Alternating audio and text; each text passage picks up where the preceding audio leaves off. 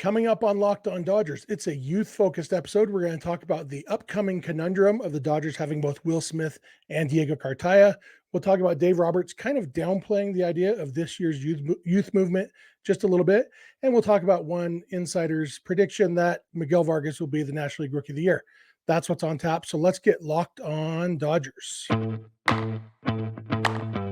You are Locked On Dodgers, your daily Los Angeles Dodgers podcast. Part of the Locked On Podcast Network, your team every day.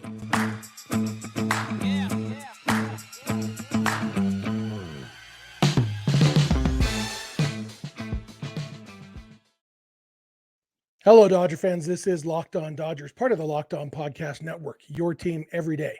Thank you for making Locked On Dodgers your first listen every weekday morning. Remember, this show is free and available on all podcast platforms and on YouTube simply by searching for Locked On Dodgers. Or even better, go ahead and subscribe wherever you're watching or listening right now, and then you will never miss a day because you know we're not going to. If this is your first time with us, my name is Jeff Snider. My co-host is Vince Samperio, although it's just me today. Vince and I are both lifelong Dodger fans just like you are. We've also both spent time covering the Dodgers in the press box and the locker room. So we're not quite insiders, but we bring you the smart fans perspective on our boys in blue every weekday morning. This episode is brought to you by FanDuel Sportsbook, official sportsbook of Locked On. Make every moment more. Visit FanDuel.com/LockedOn today to get started. And with that, let's jump into this episode. There's plenty to talk about, and it's going to be focused on the youth a little bit. I want to start by talking about Diego Cartaya and Will Smith. There was an interesting article on ESPN. They basically, the premise of the article was they were making bold predictions for some of the top prospects in Major League Baseball right now. I guess minor league baseball, but the top prospects who are coming to the majors soon. And one of the predictions was interesting. This was Alden Gonzalez, and he said his prediction was Diego Cartaya will be the next Will Smith or better. And then the paragraph says, by the end of the year, it'll be fair to wonder whether Cartaya can be just as good, if not better, than Smith, the current catcher for the Los Angeles Dodgers. Smith, 27, is already one of the sport's greatest catchers, but Cartaya's combination of on-base ability and power, along with his plus arm strength and steadily improving defense, will soon make industry executives wonder if Smith might actually be expendable. And then a quote, Will Smith is an all-star, one longtime scout said. Cartaya has a chance to be a cornerstone. Kind of funny quote there because Will Smith isn't an all-star. He should have been an all-star the last 2 years, but he's been snubbed both years. By the way, he was named MLB Network's in their top 10 right now. For catchers, he was named the second best catcher in baseball right now behind only JT Realmuto, which is much more accurate than him getting snubbed on the all-star team in favor of guys like Travis d'Arnaud and Omar Narvaez and stuff. So anyway, but this is about Diego Cartaya and saying that Smith might actually be expendable. And it's kind of interesting. So Smith is under contract for 3 more years. He just hit his first year of arbitration. So the Dodgers have Smith through 2025. Cartaya isn't going to be ready for the big leagues this year. He hasn't played above high A. And I guess that's the first place to start.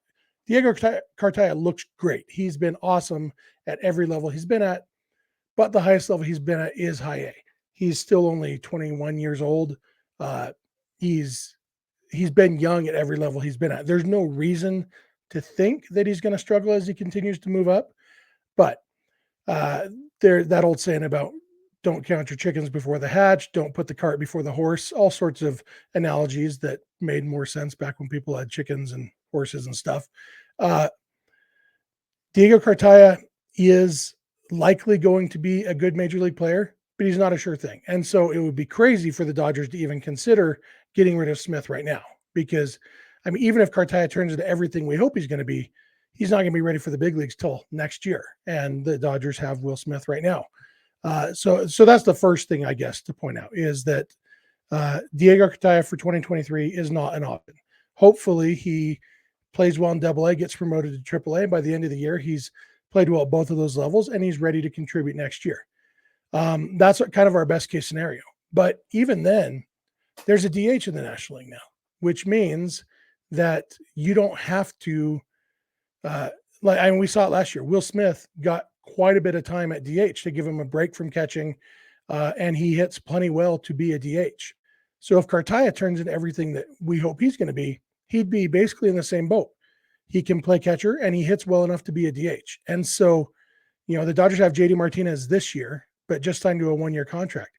If Cartaya is ready, the Dodgers could very easily go with a catcher DH platoon where Smith and Cartaya each start 81 games behind the plate, and they each get 70 or so starts at DH.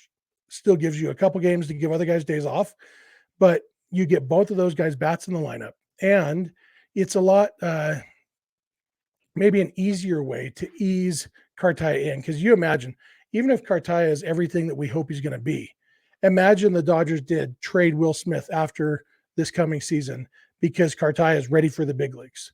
How much pressure is that to say, not only are you the starting catcher on a team that plans to win the World Series, you're replacing the guy who, a year ago was listed as the second best catcher in baseball. That is a hard position to put a rookie catcher in. Cartaya at that point will be 22 years old. He's mature for his age. Yeah. But easing him into that role would be awesome. And the Dodgers could easily roll with that Cartaya and Smith combo at catcher and DH for 2 years, the last 2 years before Smith hits free agency. And then they could decide, okay, how do we feel about Cartaya going forward? There's also Dalton Rushing to think about at that point, who's Rushing is about 6 months older than Cartaya, actually. Obviously not as much professional experience, but he can hit, and we don't know if he's going to stick at catcher, but he might complicate things. But right now, if we're just looking at Smith and Cartaya, I don't see any reason that Cartaya's emergence as a star, if it does happen, would mean the Dodgers need to trade Smith. Smith is very, very good. Even at DH, his bat is plenty good to be a star. And so you could keep both guys fresh, help, let Smith be a mentor to Cartaya in the big leagues, and use both of them. It really, the only question there at that point becomes Austin Barnes, because Austin Barnes is under contract in 2024 too, with a team option for 2025. In 2024, if they did go with this Smith and Cartaya platoon, what do we think? Would they want to carry a third catcher in Austin Barnes? Because one of the benefits of having your catchers be a platoon at DH is that you don't have to carry a dedicated backup catcher. Right now, the Dodgers, they carry Austin Barnes, who isn't great at hitting. He's okay sometimes, especially if Blake Snell's on the mound, but he's not great. And they could do away with that roster spot if they wanted to. That would mean trading Barnes or something. But really, that's the hardest part of this, that making room for both Smith and Cartaya is easy. And it would be crazy for the Dodgers to even think about trading Smith until they know for sure that Cartaya is a sure thing in the big leagues, because Smith right now is already an established big leaguer. You don't trade away an established big leaguer to make room for a prospect, no matter how good the prospect is, until you've seen the prospect have success in the big leagues. Anyway, I thought that was interesting, and I don't necessarily disagree with Alden Gonzalez's point that Cartaya has potential to be even better than Will Smith. I think that some of the tools are there. He's probably got more power, and maybe he's basically, potential wise, he could be everything that Will Smith is, but a little bit better at everything, which would be awesome. So I don't disagree with that point, but there's no way you even think about getting rid of Will Smith until you know that Cartaya can do it at the big league level. That's it for that topic. I'm going to come back in just a minute. I am going to talk about Dave Roberts pushing back a little bit on the idea of the Dodgers youth movement this year, and throwing a little bit of water on that idea. So thank you for making Locked On Dodgers your first listen every weekday morning, and please keep it Locked On Dodgers. Today's episode is brought to you by FanDuel. This year, the only app you need at your Super Bowl party is FanDuel, America's #1 sportsbook. We're really excited about our new sports betting partner for Locked On, because they're the #1 sportsbook in America, FanDuel. If you're new to FanDuel, that's even better. They have so many great features that make betting on sports fun and easy. So download FanDuel now so you can bet Super Bowl 57 with a no-sweat first bet. You'll get up to $3,000 back in bonus bets if your first bet doesn't win. FanDuel lets you bet on everything from the money line to point spreads to who will score a touchdown. One bet that I really like that you could bet on FanDuel right now. The odds are plus 13,000, meaning if you bet $100 and you win this bet, you get $13,000. What could this bet possibly be? Well, it is that both Travis Kelce and his brother Jason will score at least one touchdown in the Super Bowl. The Kelce brothers are both playing in the Super Bowl. Travis Kelce is likely to score a touchdown. He's a tight end with a very good quarterback. Jason Kelce, less likely to score a touchdown. He is a center and has 0 career touchdowns. So I think we'd be talking about, I don't even know how a center scoring a touchdown would work. I like on the goal line, probably not, because a fumble on the goal line, the center's going to be so busy.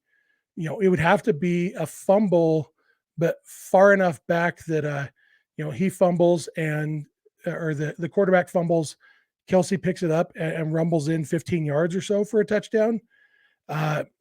Maybe it's on a pass play, I guess. And the quarterback's arm gets hit just before he throws. It's a fumble, bounces right to Jason Kelce. He picks it up and, breaks 6 tackles, getting to the end zone. That's the only way I could see that happening. But imagine if it did, and you put $100 on that, you get $13,000. I like the idea of that. If I was into betting, that would be a bet I would definitely make for the Super Bowl. The FanDuel Sportsbook app is safe, secure, and super easy to use. Best of all, you can get paid your winnings instantly. So join FanDuel today at FanDuel.com/lockedon to claim your no-sweat first bet on Super Bowl 57. That's FanDuel.com/lockedon. Make every moment more with FanDuel, official sportsbook partner of the NFL. All right, I am back. I want to thank you all for making Locked On Dodgers your first listen every weekday morning.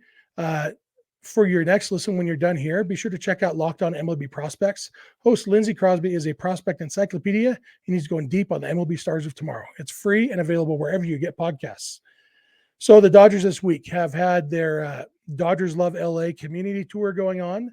And on Thursday, Dave Roberts and Eric Karros were at California Pizza Kitchen making pizzas and probably doing other stuff too, but they were making pizzas.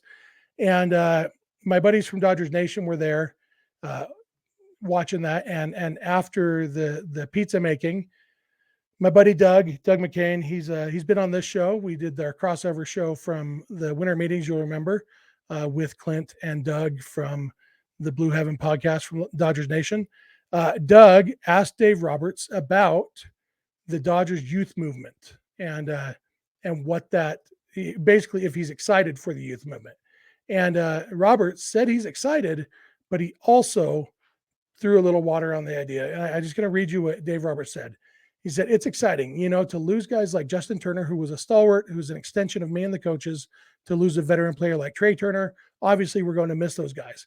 But Gavin Lux is a young player. He's been around, so he's just going to get more opportunity at shortstop, which is great.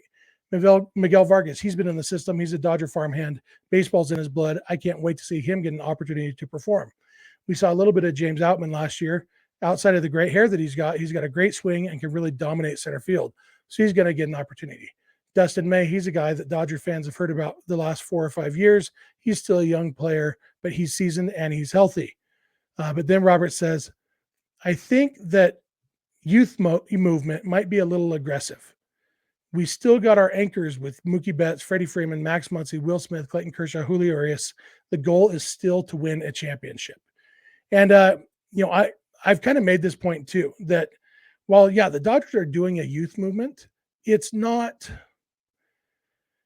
the tricky thing. And this was a distinction I hadn't made really, like it made sense in my mind, but I never totally made the connection.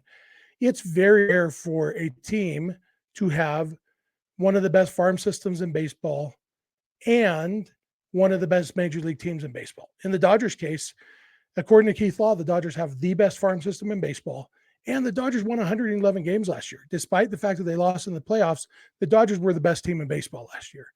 Usually, a team with a great farm system got there because they get a lot of high draft picks because they're bad at baseball. They don't score many runs. They don't win many games.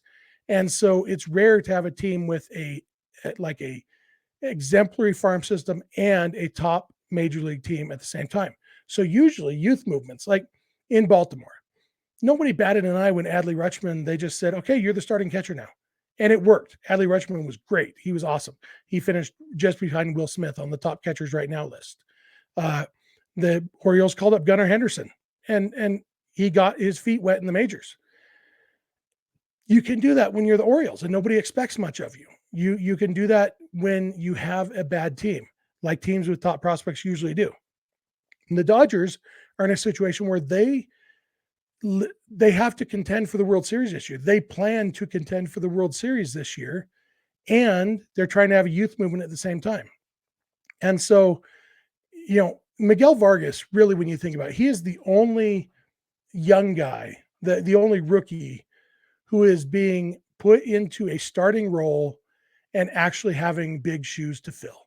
He's essentially replacing Trey Turner because Gavin Lux moved over to shortstop to replace Turner defensively, and Vargas is replacing Lux at second base. So in the lineup, Vargas is Trey Turner's replacement. That's big shoes to fill. Other than that, James Outman, if he is the starting center fielder, which I hope he is, I hope he gets that chance, he's filling the shoes of Cody Bellinger, who's been lousy the last 2 years. And so, guess if you think about former Rookie of the Year, former MVP Cody Bellinger, it's big shoes to fill. But 2021 and 2022 Cody Bellinger, James Outman should have no problem matching that level of offensive production that Bellinger put out. And from what we hear, Outman should be pretty good defensively too. And so there's not as much pressure on Outman. And then you've got Michael Busch, who will probably get some playing time. He doesn't get talked about much. And I don't know how much playing time he's going to get or where, but whatever it is, it's not going to be high pressure. He's not going to be filling somebody's shoes the way Vargas is. And Bobby Miller and Gavin Stone, if they make I'm sure they'll make their debuts in 2023. Whenever it is, though, it's not going to be a super high pressure situation. Even if they get thrust into the rotation because somebody got hurt. I mean, it's just like Ryan Pepio last year. Pepio got starts because of injuries, but it's not like Pepio had the weight of the world on his shoulders. And so everybody involved in this youth movement has a pretty easy runway, other than Miguel Vargas, to get their feet wet and go. And like Robert said, the Dodgers have this core of former MVP Freddie Freeman, former MVP Mookie Betts, former MVP and three-time Cy Young winner Clayton Kershaw, reigning National League ERA champion Julio Urias, the guy who went 16-1 with a 2.14 ERA last year, Tony Gonsolin, former All-Star Noah Syndergaard, five-time All-Star JD Martinez, Will Smith, zero-time All-Star because the All-Star balloting is a joke. Will Smith, second best catcher in baseball. Like, they've got a great core of veterans. And so this isn't a youth movement like you'll see in Baltimore or like we saw in, a decade ago with the Astros with Carlos Correa and, Jose Altuve was the old man of that group because he was in his mid-20s already, but Correa and then Bregman and those guys, they could bring them up without much pressure because they weren't a good team. And then they became a good team. The Dodgers are trying to do this thing that nobody's really ever done before of replenishing from the farm system, having a youth movement while never being bad or even mediocre. The Dodgers have won the division 9 of the last 10 years. And the 1 year they didn't, they won 106 games. The Dodgers have been a great team throughout this entire time. And yet they've brought in, they had back-to-back Rookie of the Year winners, Corey Seager and Cody Bellinger. They brought in Walker Buehler. They brought in Gavin Lux. They brought in Will Smith. They brought in Dustin May and Tony Gonsolin. They've brought these guys along while still remaining a great major league team. The only difference is they're bringing in a couple more right at the beginning of the season this year. It's a little bit more of a youth movement, but also they have a little bit more of a veteran core that they did at those times. Having Mookie Betts and Freddie Freeman at the top of your lineup, two former MVPs, superstars, both guys finished in the top 5 in MVP voting last year. You can't really go wrong with that. And so it's, I liked what Dave Roberts had to say that, I think he just is cognizant of not putting too much pressure on the young guys, and that's his job. But I think he was also right that it's not a youth movement in the way that we traditionally think of one. I'm going to come back in a minute. Speaking of Miguel Vargas, I'm going to speak more of Miguel Vargas and talk about one prediction that he will be this year's Rookie of the Year. So thank you again for making Locked On Dodgers your first listen every weekday morning. And please keep it locked on Dodgers. Okay, I am back. I want to thank you all again for making Locked On Dodgers your first listen every weekday morning. If you're watching on YouTube, I'd love to hear your comments in the comment section. We've gotten a lot of great YouTube comments lately. Love them. A lot of RIP Brendas. I really appreciate that. I'm sure that means a lot to those two old ladies in the doctor's office. If you don't know what our RIP Brenda is about, check out Wednesday's episode. One of the most tortured analogies you've ever heard, but I think it worked. If you're listening on the podcast, love to hear from you on social media or wherever. If you last Friday's episode that didn't go up until Sunday, be sure to check that one out. There's a chance to win a bobblehead. We've gotten a lot of good comments entering that contest, but I'm going to let that go a little bit longer. So if you have any thoughts on that, be sure to check out that episode and follow the instructions in there. Let's move on to our last topic today, which is Miguel Vargas. And in that same ESPN article, the one that said that Will Smith might become expendable because of Diego Cartaya, Eric Carabell had a prediction about Miguel Vargas, and he said he will earn the top rookie honors. The paragraph says Vargas would have helped the Dodgers last season had they only let him.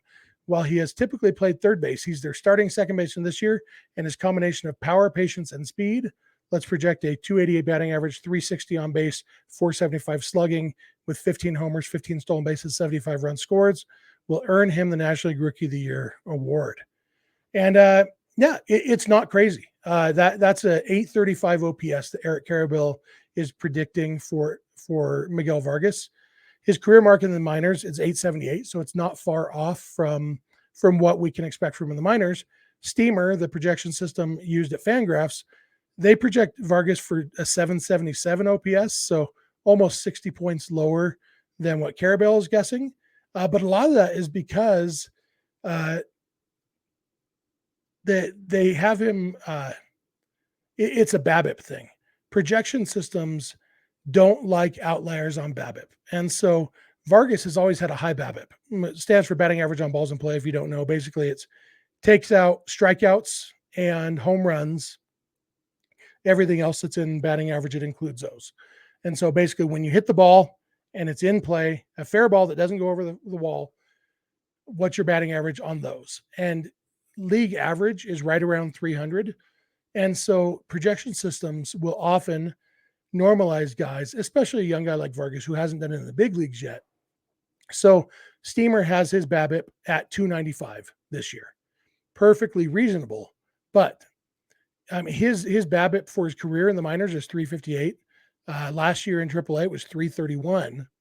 So if he's closer to that 331 than 295, that's 36 extra points of batting average, which would also be close to 36 points of on-base percentage and slugging percentage, which bumps him up by about that 61 points that we were talking about. The difference between, or 58 points, the difference between Steamer's projection and Eric Carabell's prediction. If Vargas's BABIP is close to his minor league number, then 835 OPS sounds about right for Vargas as a rookie. And that would probably be good enough. Obviously, rookie of the year, you're going up against other rookies. And so it depends on how other guys play. But if Vargas hits like that, rookie of the year is not out of the question. And he would be the Dodgers' 19th rookie of the year, which is by far. The Dodgers have 18 rookies of the year right now. Second most is 9. It's crazy. I discovered a couple weeks ago, my kids were asking me baseball trivia, and I discovered that I can name all 18 of the Dodgers rookies of the year. There are 4 in the middle that give me a hard time, but I eventually get them. But I can remember from Jackie Robinson the first few, and I can definitely remember all the ones in my lifetime, the 4 in a row in the late 70s, early 80s, and the 5 in a row in the 90s, and then obviously the 2 in a row a few years ago. I learned I know all 18 of them. I would love to add Miguel Vargas to that list. And Vargas, he doesn't need to be the rookie of the year to be very valuable for the Dodgers. He doesn't even, that 835 OPS would actually be better than Trey Turner's was last year. And I mentioned before, Vargas is replacing Turner in the lineup. I don't think we expect him as a rookie to really totally replace Turner. And Vargas is very fast, but he's not Trey Turner fast, so he's not going to replace him on the bases. Chances are, even though Turner's defense wasn't amazing, he was a solid defensive shortstop. I think some people have it in their minds that Trey was worse at defense than he was because he did have some noticeable flubs late in the season and in the postseason. But he was a solid defensive shortstop. We don't really know what to expect yet of Vargas defensively at second base. And second base isn't as valuable as shortstop position. And so, I'm not expecting Vargas to totally replace Trey Turner, but offensively, I think he could come pretty close, and that would be awesome. It would be huge for the Dodgers. The Dodgers aren't going to win 111 games again. No team ever. The Dodgers are the 5th team in baseball history to win at least 111 games. The closest any team has ever come to repeating that was the 1907 Cubs. In 1906, they won 116 games. The next year, they won 107. That's the only time that any team has even come close. You had the 2001 Mariners won 116 games. The next year, I think they won 93. The 98 Yankees won 114 games, and they dropped down to 98 wins the next year. Although they did again win the World Series, they went 13-1 in the postseason. Or 11-1, and that's what really matters. And then you had the 1954 Indians who won 111 games. And then the next year, I think they also dropped down to 93. So the Dodgers, realistically, and I said this before, I don't think it's crazy to expect the Dodgers to win 100 games. I wouldn't be shocked at all if they win 105 again. I wouldn't be totally shocked if they only win 95. Anything less than 95, I can fairly say I will be very surprised. Obviously, some of it comes down to health. If they have a lot of injuries, that could affect things.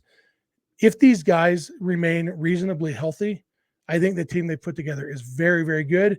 And Miguel Vargas is going to be a big part of that. I'm excited to see what he can do without the pressure of, he's gotten his feet wet in the big leagues. He doesn't have that pressure anymore. He'll have a starting job, doesn't have to worry about that, and just go out there and just hit the ball. He's already, he's been doing defensive drills with Miguel Rojas. He's been hitting with JD Martinez. We saw that video on Thursday. That's awesome. Miguel Vargas seems very, very intent on being the best baseball player he can be. And he's got baseball in his blood. Like Dave Roberts said, he's a great athlete. I don't see any reason to think he's not going to be very, very good. Maybe that's rookie of the year this year. Maybe it's not, but whatever it is, I think he's going to be pretty awesome. So that is about it for me for today, which means that's it for us for this week. This is our last episode of the week. I sure do love talking Dodgers with you guys. It's really something that, we've been doing this show daily for 4 years now, just about, and I absolutely love it. I love hearing from you on YouTube or on social media or whatever. Love hearing from you. We're looking into maybe doing some sort of meetup on opening day before the game. I've been in touch with somebody about maybe being part of an event at Union Station in Los Angeles. So keep an ear out for that. As if we can make that happen, that would be pretty awesome to get to meet a lot of you.